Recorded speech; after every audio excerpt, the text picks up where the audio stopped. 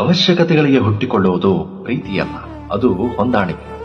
ಬೆಳಗ್ಗೆ ಎದ್ದು ರೇಡಿಯೋದಲ್ಲಿ ಸಿನಿಮಾ ಹಾಡು ಕೇಳುವ ಹುಡುಗಿ ಯಾರನ್ನಾದರೂ ಪ್ರೀತಿಸಲೇಬೇಕು ಅಂತ ನಿರ್ಧಾರ ಮಾಡಿಬಿಟ್ರೆ ಸಂಜೆ ಹೊತ್ತಿಗೆ ಅವಳಿಗೊಂದು ಪ್ರೀತಿ ಸಿಕ್ಕಿಬಿಡುತ್ತೆ. ಕೈ ಚಾಚಿದ ಹುಡುಗಿಯನ್ನು ತಿರಸ್ಕರಿಸುವ ಹುಡುಗರು ಜಗತ್ತಿನಲ್ಲಿ ತೀರಾ ಅಪರೂಪ. ಒಂದು ಪ್ರೀತಿ ಉದ್ಭವವಾಗುವುದಕ್ಕೆ 100 ಜರೂರತ್ತುಗಳು ಸೃಷ್ಟಿಯಾಗಬೇಕು. ಕನಸುಗಳ ಫಸಲು ಎದ್ದು ನಿಲ್ಲಬೇಕು. ಒಬ್ಬರನ್ನೊಬ್ಬರು ಜೀವನ ಪರ್ಯಂತ ಭರಿಸುತ್ತೇವೆ ಎಂಬ ನಂಬಿಕೆ ಹುಟ್ಟಿದರೆ ಸಾಲದು, ಭರಿಸಲೇಬೇಕೆಂಬ ತೀರ್ಮಾನ ಮಾಡಿಕೊಂಡರೂ ಸಾಲದು. ಪ್ರೀತಿ ಎಂದರೆ ಒಬ್ಬರನ್ನೊಬ್ಬರು ಕೇವಲ ಭರಿಸುವಂತಹುದಲ್ಲ, ಕೂಡಿ ನಡೆಯುವಂತಹುದೂ ಅಲ್ಲ, ಕೈ ಹಿಡಿದು ನಡೆಸುವಂತಹುದೂ ಅಲ್ಲ. ಪ್ರೀತಿ ತಬ್ಬುಗೆಯಲ್ಲ, ಪ್ರೀತಿ ಉನ್ಮಾದವಲ್ಲ, ಪ್ರೀತಿ ನಿಟ್ಟುಸಿರೂ ಅಲ್ಲ.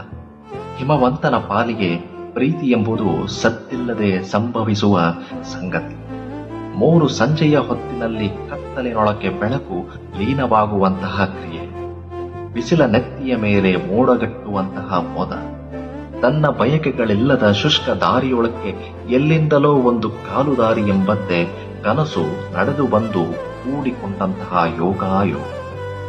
ಯಾವ ವಿವರಣೆಗೂ ನಿಲುಕುದಂತಹುದಾಗಿರಬೇಕು ಪ್ರೀತಿ. ಅದು ಮಾತ್ರ